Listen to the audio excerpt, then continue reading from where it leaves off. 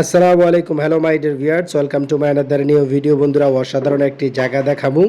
এই জায়গাটা দেখানোর জন্য আমি মনে করেন আপনাদেরকে নিয়ে আসছি। আশা করি প্রথম থেকে শেষ পর্যন্ত দেখবেন। দেখেন এখানে মরিচ এবং প্লাস উস্তে দুইটা একসাথে চাষ করতেছে, সত্যি অসাধারণ লাগলো।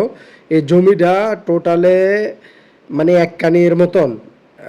ওনারা যারা এখানে কাজ করতেছে বা এই চাষবাস করছে যারা, তাদের সাথে আমি কথা বলছি যে আপনারা সরকার থেকে কোনো সাহায্য সহযোগিতা নিছেন কিনা, কৃষি অফিস থেকে।